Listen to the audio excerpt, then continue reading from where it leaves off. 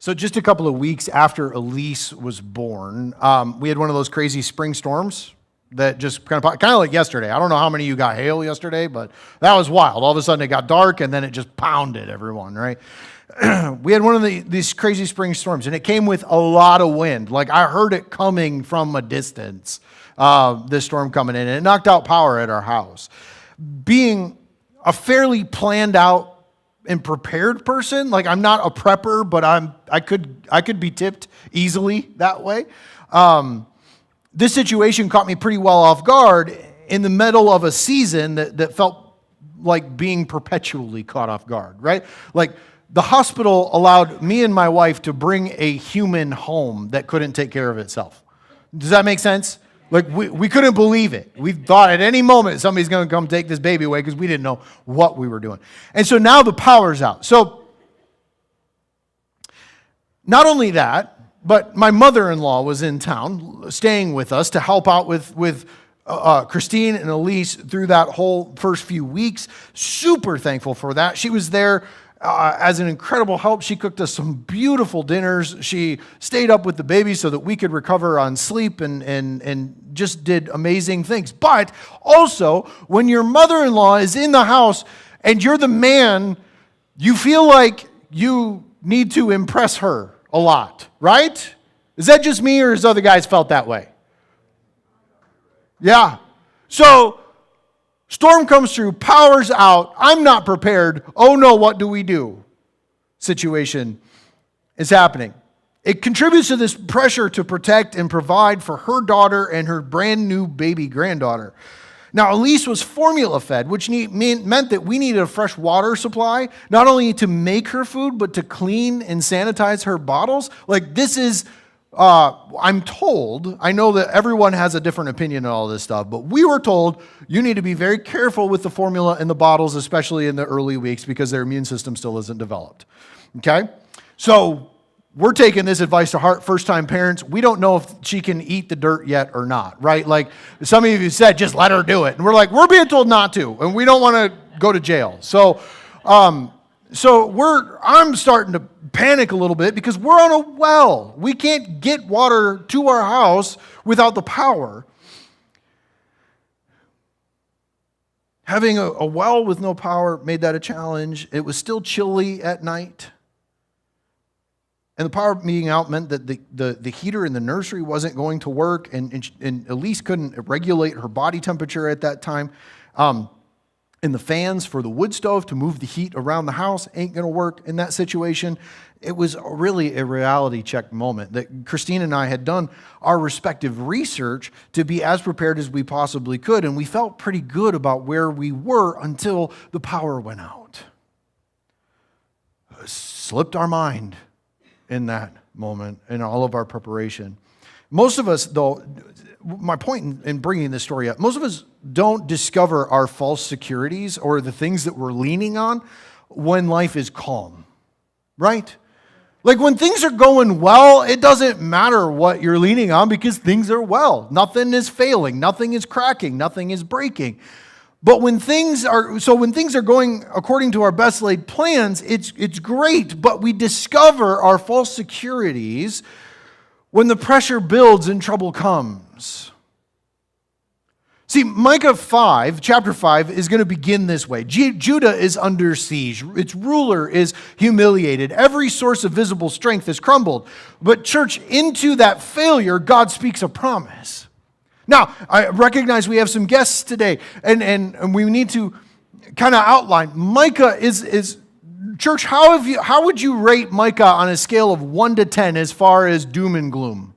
1 being meh, 10 being, oh my goodness, the world is going to implode.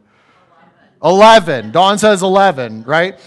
So we're in the upswing right now. We're coming out of that because basically in the first 3 chapters, God is charging Israel and his people. He's bringing them into court. He is accusing them. He is saying, this is terrible. And God is the righteous judge. And he says, you're going to be taken from your land. Jerusalem is going to be plowed under. It's going to be a thicket. And God is speaking through his prophet Micah. In the very beginning of the book, it says, this is the word of the Lord.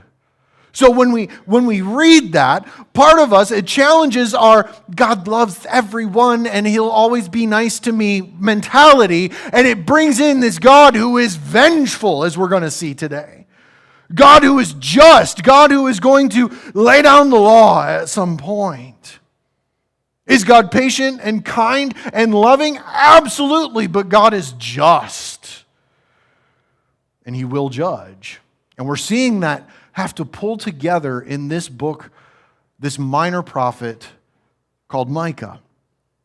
And so Micah is beginning at chapter 5 this way. It's Judah under siege. Its ruler is humiliated. Every visible power has crumbled. And yet into that failure, God is going to speak a promise. Let's look at verse 1. Now, daughter who is under attack, you slash yourself in grief. A siege is set against us.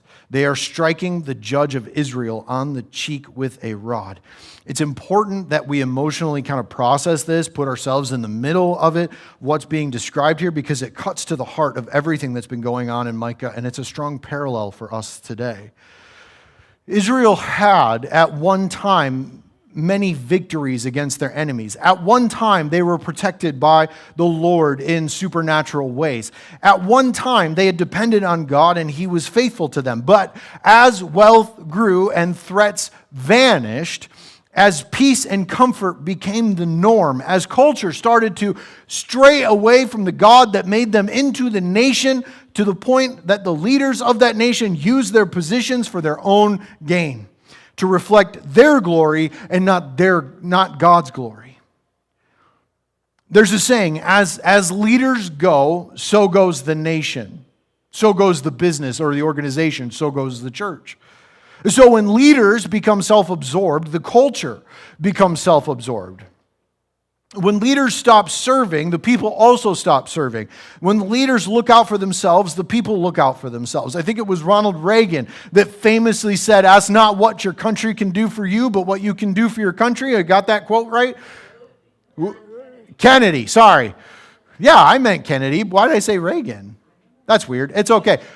A really good president, right? I don't know, said that. Anyway, the point being is that we've quoted those, right?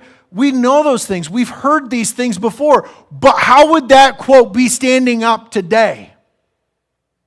How many people are asking what they can do for their country, not what their country can do for them? Not many. How are you doing with that?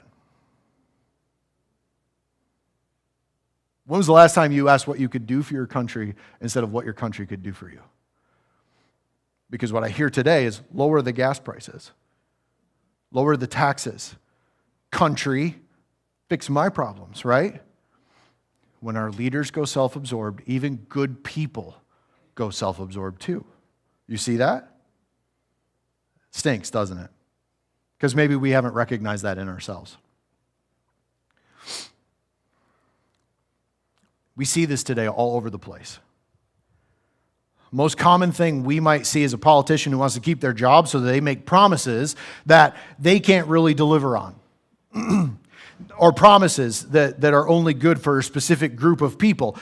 While we don't like it, it makes sense though. Right? We have to put ourselves in this position. It makes sense. You knew at your job who you needed to please, who you needed to avoid. Is that true or false? You knew exactly who you needed to report to. You knew exactly who you needed to please. There was probably one boss that you knew you could push over, right? And you could walk on like a carpet. But there was another boss who meant business. And if they weren't happy, you weren't happy, right? You knew who you needed to please at your job, even if it wasn't the best thing for the business or the organization. And so it tends to be a little bit hypocritical when we call out politicians for doing that, because we first need to take the log out of our own eye before we start pointing out the specks in others. Make sense? Yeah. My point is simply to say that as our leaders go self-absorbed, we are going to also be self-absorbed. We have to recognize that. That is what's happened in Israel. That is what's happened in Judah. And that is why God is being forced to ask, because we saw all the way back in chapter 1 that when sin starts to infect, it spreads everywhere.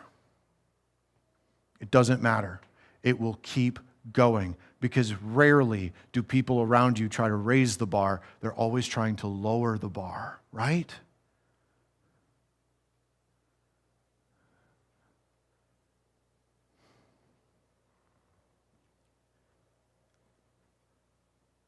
What this teaches everyone involved, everyone looking on, the newbies and the young, it teaches our own families when we act this way. How to get ahead in life, how to be concerned about you, how not to rock the boat. It's not always right to stand up for the right thing. We would never say that, but that's what our actions show sometimes. And so we lean on these kinds of power structures. We lean on these small lies. We lean on cutting corners. We lean on doing what's best for me. How do I please the powers that be so that I can get ahead? And it becomes this false security system that we lean on other than the Word of God, other than our Christian values and principles. And when that power fails, when those systems begin to tear apart, our false securities are then exposed. The people in Judah knew who they needed to avoid and who they needed to be close to. But now the powers that be, the entire system is falling apart because God has said, I'm going to tear this down. And when power fails, our false securities are exposed. Life pressures will always reveal what we are actually leaning on, what is actually propping us up. But that's what's so awesome about our God, because His power often comes from the most unexpected places. And when we learn to trust that, we don't need the false securities of the world any longer. David is probably the best example of that, King David. He was a small shepherd boy who wasn't considered even close to being kingly. But God's prophet Samuel chose David out of all of his stronger, seemingly more qualified brothers to be king. And so when the Philistines were threatening Israel, it was David who walked out from the Israelite camp to face the giant Goliath that every other soldier was afraid of. And he walked out of the Israelite camp with no armor on and simply a sling and some stones. He was laughed at by the enemy. His own people thought he was going to end up being ground beef. But with one stone, a prayer, and an incredible faith, the small overlooked shepherd boy defeated the greatest warrior in the enemy's camp. He goes on to be one of the greatest kings, probably the greatest king that Israel ever had. Micah begins alluding to a similar thing in the next couple of verses. In verses 2 through 3 of Micah chapter 5, it reads, Bethlehem, Ephratah, you are small among the clans of Judah. One will come from you to be ruler over Israel from me. His origin is from antiquity, from ancient times. Who is God talking about? Therefore, Israel will be abandoned until the time when she who is in labor has given birth. And then the rest of the ruler's brothers will return to the people of Israel. God has spent a lot of time foretelling Judah's humiliation. It's going to be destroyed, plowed under, turned into a thicket. But here God says, from Bethlehem will come redemption. Compared to Jerusalem, Bethlehem is incredibly insignificant. It's like telling someone from out of state that you live in Lapeer, Michigan. How do you tell them where you live? Well, we're about 30, 45 minutes east of Flint, about an hour and a half north of Detroit. And that gives them kind of a thing. I know you can point there, but I get it wrong half the time. I end up in like Tawas, like pointing up there.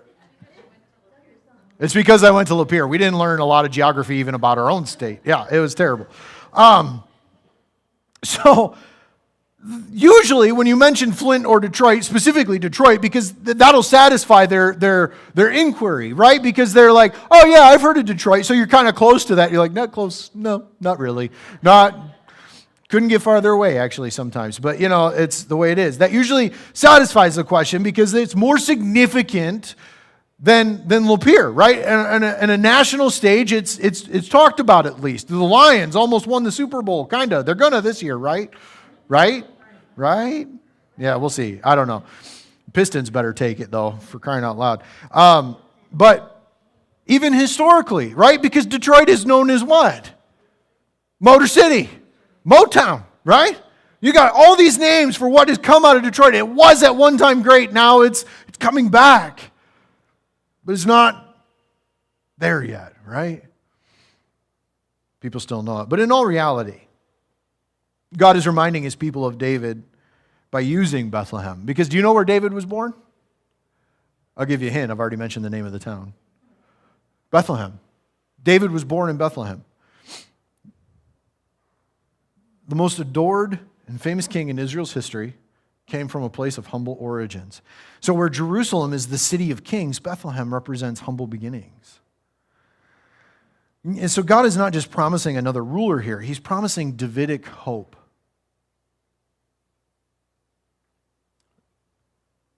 Sometimes we think and look back over the presidents of our nation, even when you misquote them.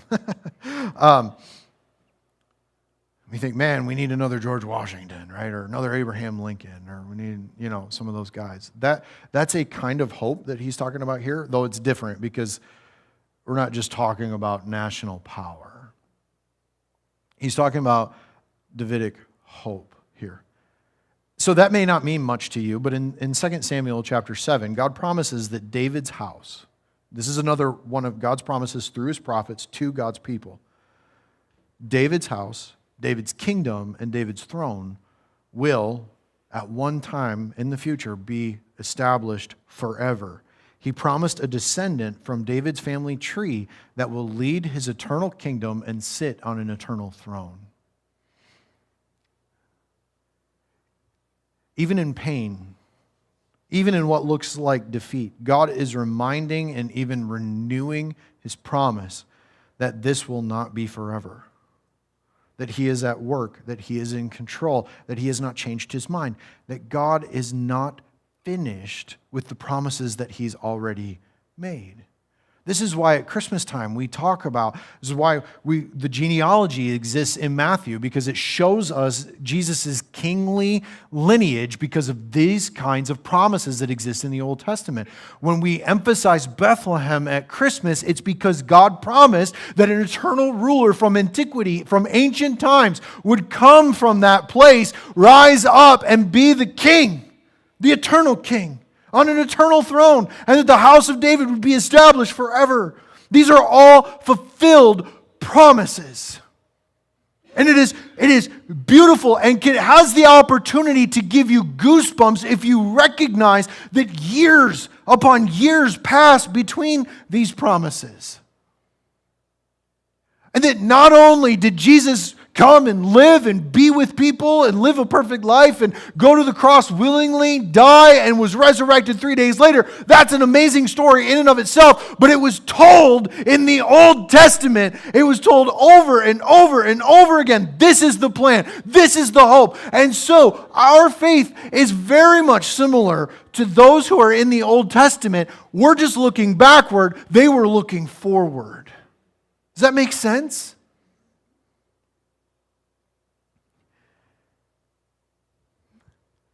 So we see over time recorded, we can show that these things were written at different time periods. The historical record shows that outside of the Bible itself.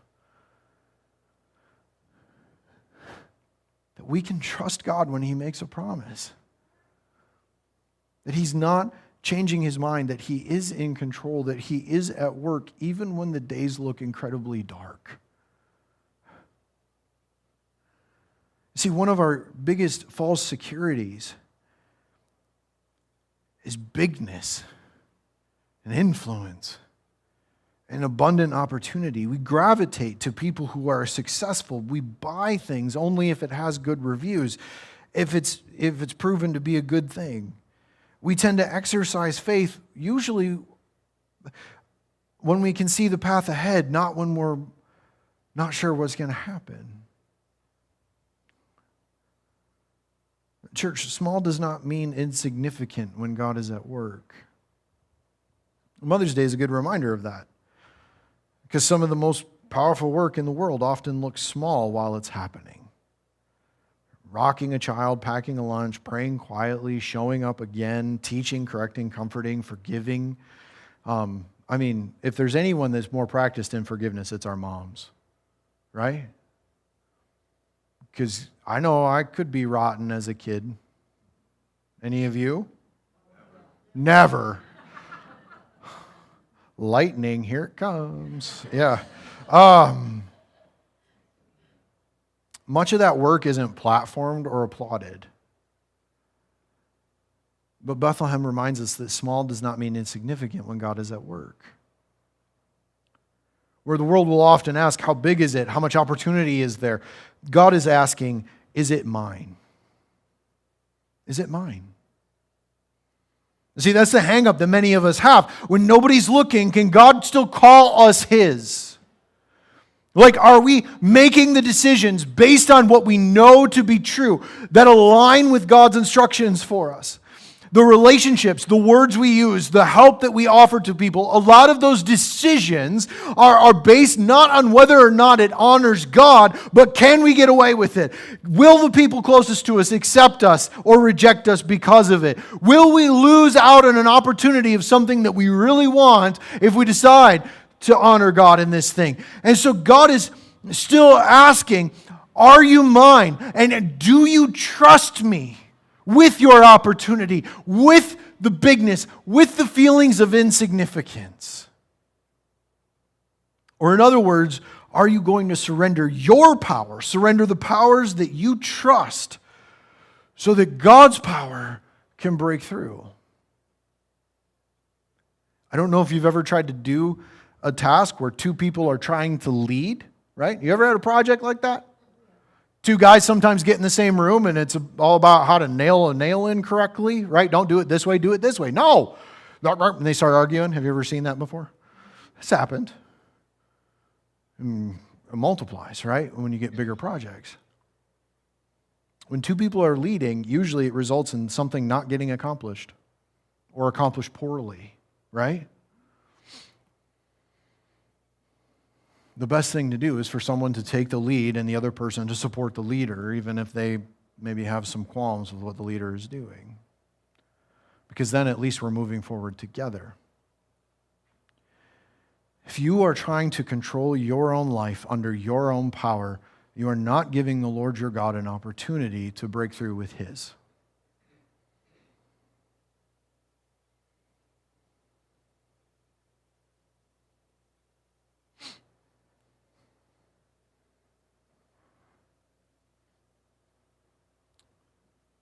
What you need to understand, church, is that God's promises, His power, doesn't eliminate pain. He says here that Israel will be abandoned. He says there's waiting. He says there's labor pains. But there is an eventual gathering together. In the Gospel of John, John the Baptizer says this. He says, "He must increase, I must decrease."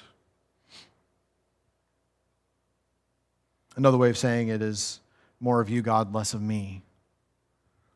John's followers were concerned. This was an answer to a question from John's followers. They were losing their ranks. They were losing people in their camp, I guess you could say, because Jesus had begun His ministry and people were leaving John's ministry to go follow Jesus.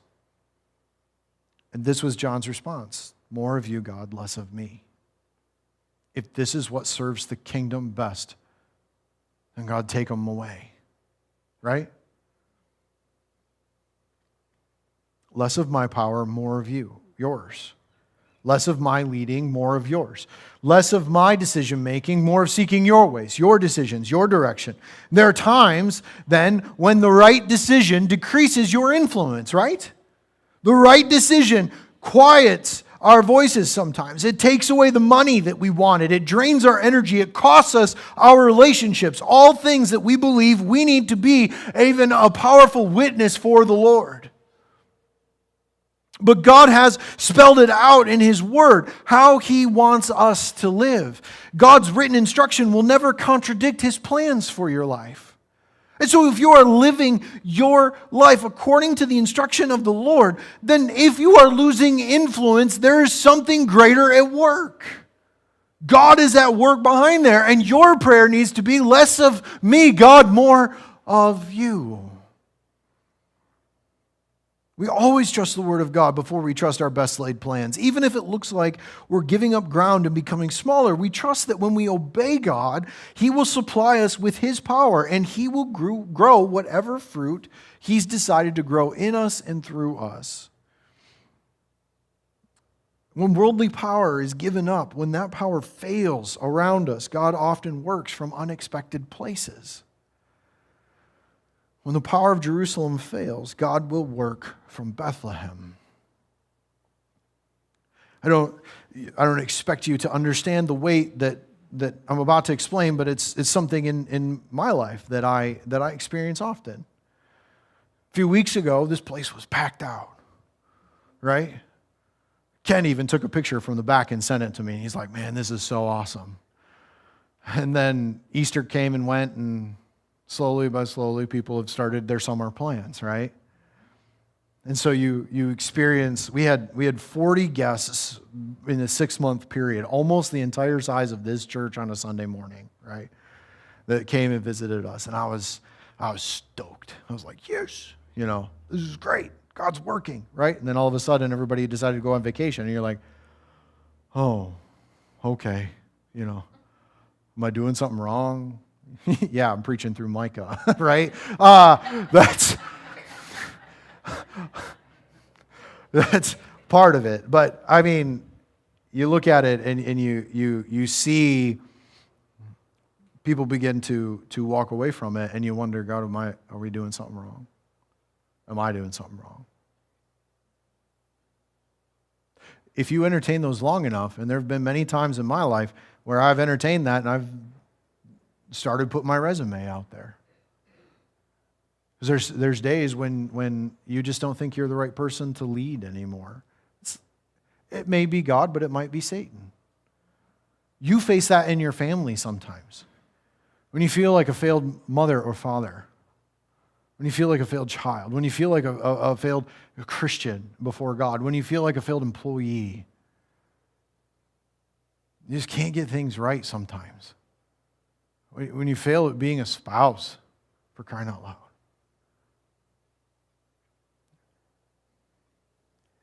It's not when we're calm that we see our false securities. It's when problems and trouble come that we see what we've been truly leaning on.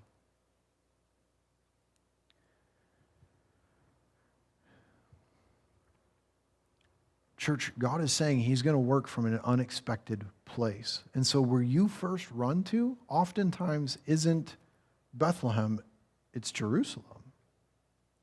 I want to show you something here. Verses 4 and 5. It says, He will stand and shepherd them in the strength of the Lord. In the majestic name of the Lord his God, they will live securely for then His greatness will extend to the ends of the earth. In verse 5, we're just going to read the first 5 words. I want you to read that with me. He will be their peace.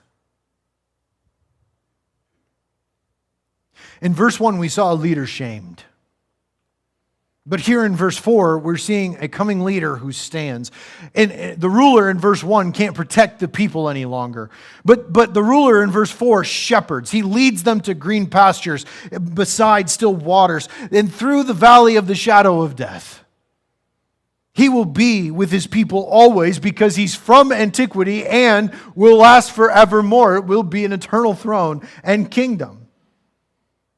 The ruler in verse 1 represents failed human power, but the ruler in verse 4 rules in the strength of the Lord. He's not a tyrant. He's not just a military figure. He's a shepherd, but much like David, he's not weak. Here God says that the people will live in security. His greatness will extend to the ends of the earth. He shepherds in the strength of the Lord. which means that he's tender enough to be a shepherd, to care about animals, to worry about and pay attention to the details of a flock, but strong enough to protect and to secure. He's humble enough to come from Bethlehem, but great enough that his name is known around the world. And verse 5 begins with, he will be their peace. Don't misread that. Not he will offer peace, not he will create peace. He will be their peace. Not will he merely bring peaceful circumstances or help you feel calm. He himself will be their peace. And church, this is why we need to know the Old Testament. This is why we're walking through Micah, even on Mother's Day. And I didn't ask Christine to share some stories with you today, right? Because this is a better hope. This is a better hope than any advice that can be given to fix your finances, to fix your marriage, to fix your parenting skills, to fix your mind, your loneliness, your worry, anything that burdens you day by day. It's not that God is encouraging us to sit back in our recliners and wait for Him to fix everything. But consider the leaders and the people that God has been talking to throughout Micah. They have lost their way because they trusted worldly power. They trusted the power that was in their own two hands. That's what they were leaning on. They trusted in their own understanding. They trusted in the systems that they grew up in and knew well. They chose not to live by God's word. They chose other idols before God. They chose to try and achieve life without the one who gives life, and it resulted in a curse. Jesus is our peace for a lot of different reasons. By His blood, He makes peace with God. He alone defeats death and breaks the chains of sin. He redeems the entire world and willingly gave up His own life in our place, dying for even those who would reject Him. But not only that, Jesus is the fulfillment of God's redemption across the whole arc of Scripture. Kingdoms have come and kingdoms have gone. Powerful rulers have reigned and they have died. Earthly systems have come into power and collapsed, yet all authority in heaven and on earth belongs to Jesus. Which means that Jesus is not just a helper when things fall apart. He is a king who stands over what collapses. That is beautiful from a worldwide perspective and also from a very personal perspective. Because when your life collapses, when you get that diagnosis, when you have to declare bankruptcy, when you struggle with what your purpose is, what is the reason for my life, and your identity begins collapsing in on itself, Jesus is the ruler of all that collapses. And sometimes in mercy, He is the one who allows our false securities to collapse. In fact, I would say often. If this king is our peace, then he cannot only comfort us while we cling to every false peace that is out there. I've been doing some wood carving in the last month or two. And I start with a block of wood, right? It's just a rough, sometimes the edges are real rough. I don't even square it up. I maybe make one side flat. Not totally square, but it looks like it's scrap wood. It looks like it's not really good for anything. It looks like it belongs in the dumpster pile, right? But in cutting away the wood, I'm able to reveal something beautiful that's hidden inside of it.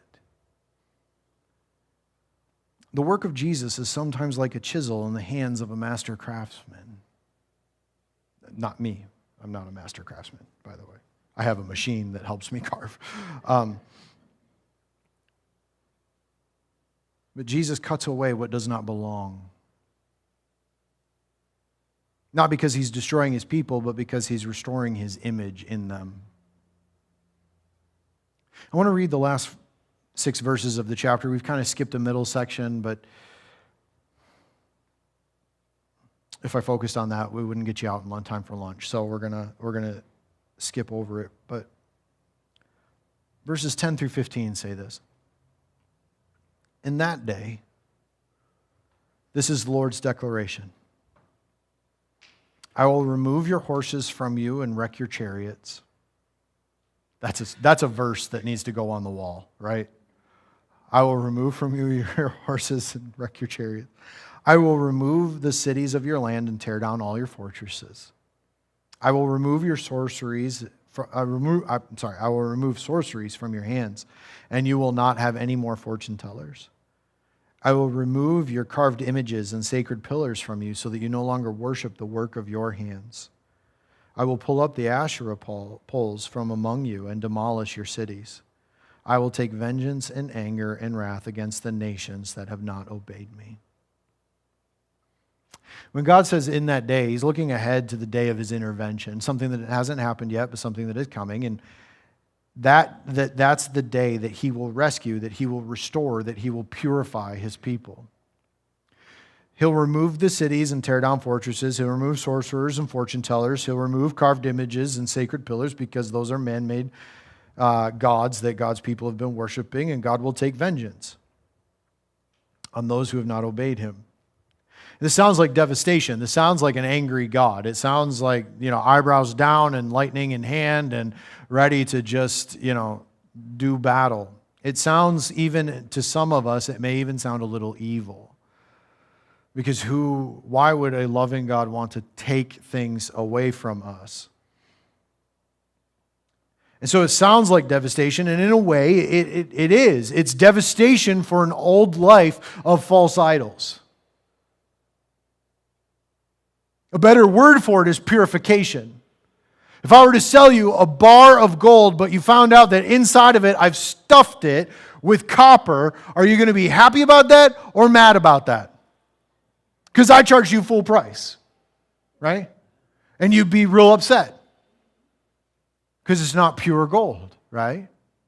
You would need to take that apart and remove what isn't pure gold in order for it to be of full value. It doesn't mean that the gold isn't necessarily there or isn't real. It just means it's not at full value. So we purify it. And we see what we really have. We weigh it. We cherish it. We want it. So military might hindered the worship of their God. Relying on fortune tellers and sorcerers hindered their trust in God. If you can know the future, like we ask those questions sometimes, if you could see the future, would you want to know? Some people are like, no way, and other people are like, yeah, because I'd be able to see when the Lions are going to win the Super Bowl and I can bet on it, right? Like that would be the way to go. But you see, even in that example, I mean that to be funny, but even in that example, what we're doing is we're not trusting the Lord to provide. We're securing our own future by our own power, right? That's why fortune tellers were used. That's why sorcerers were used. They were trying to secure these things for themselves without relying on God. And sometimes people ask, is God trying to keep us weak? Is God trying to keep us on crutches? And I don't think that's the right frame of mind. I mean, we just have to admit who we really are. I still need to sleep at night, but my God never slumbers, right?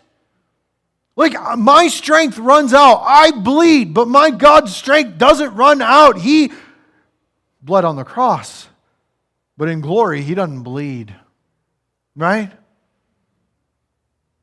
You see that? Like I make this comparison not to call you all dogs, but it's like me and my dog, right? Like, if I don't put food out for him, he doesn't eat. He might chew his leg off at some point and go all crazy, right? If God didn't provide for you,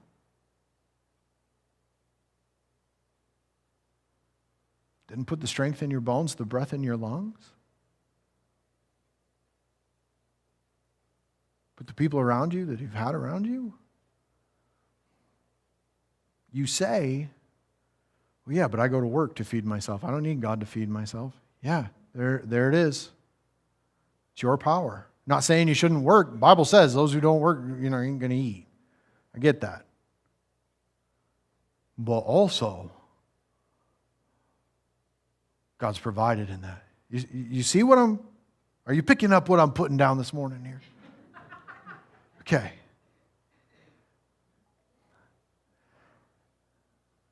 So when we, even on a national scale, trust in our military might, that's putting our trust in a false power. Idolatry ruined the glory of God that they were created and delivered for.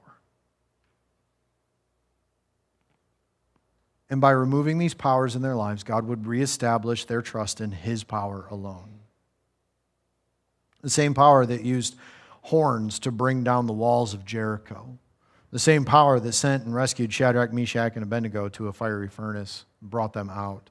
The same power that shut the lions' mouths when Daniel was thrown into their den. The same power that helped Noah build an ark when rain wasn't a common occurrence on earth. It's not blind trust, but trust nonetheless. It's informed trust.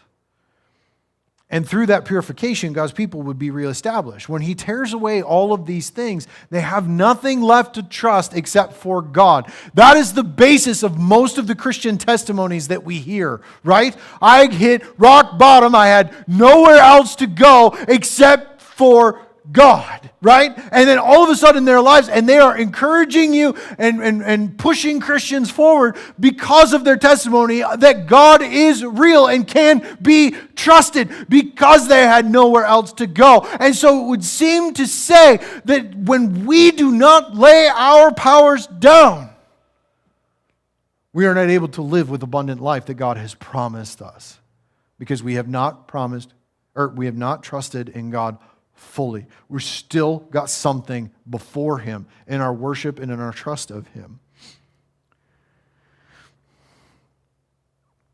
So through that purification,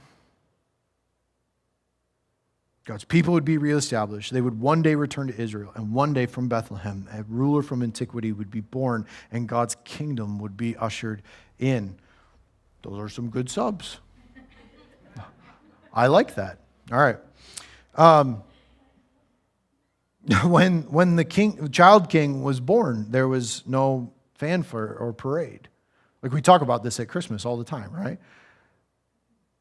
He lived without worldly status. He was a carpenter. To some, he was just a troublemaker, one that needed to be struck down, mocked, and shamed. The true judge of Israel was slapped in the face. The shepherd king was treated like a failed king. But through his humiliation, he defeated the powers that actually held us captive. You see, the world sees power in the one who can avoid humiliation. That's what cancel culture is, right? Like we've seen this across the board. Bring out some old dirty laundry on someone, get them shamed, and then they lose their influence. Your competition goes away.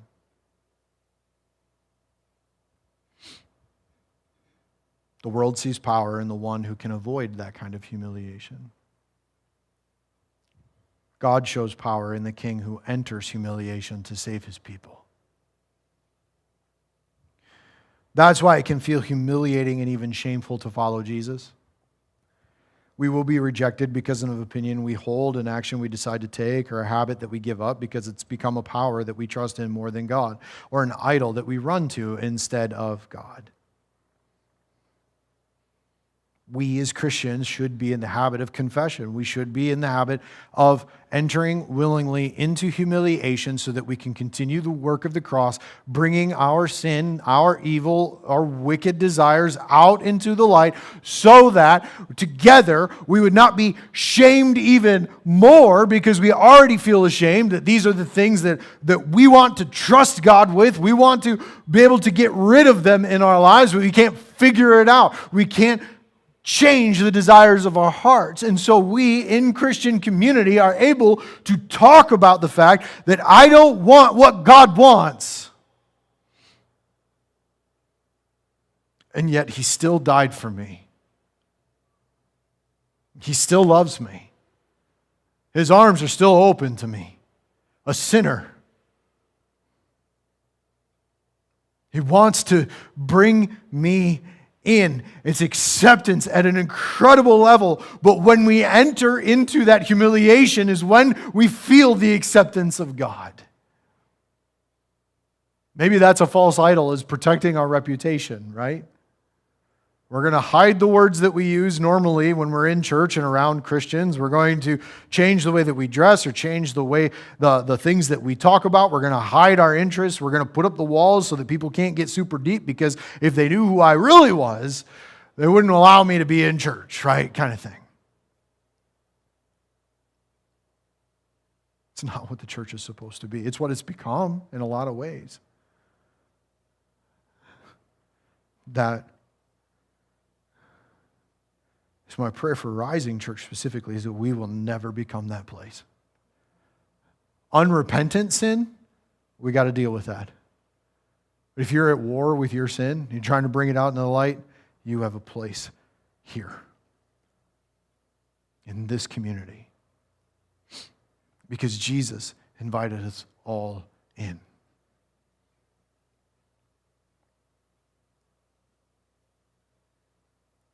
It can feel humiliating and shameful to follow Jesus. Sometimes we don't understand why our plans or our control or even our confidence fails. But when the pressure builds and the trouble comes, that's when our false securities are exposed. We can see clearly what we have been trusting in all along. That is the mercy of God.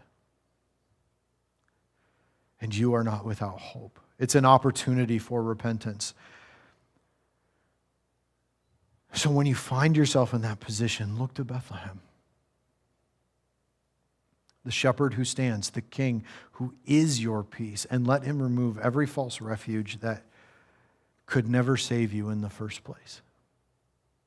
Micah 5 does not tell us that God's people will never face siege, fear, weakness, or humiliation, but it tells us that whenever every visible strength collapses, God's promise still stands.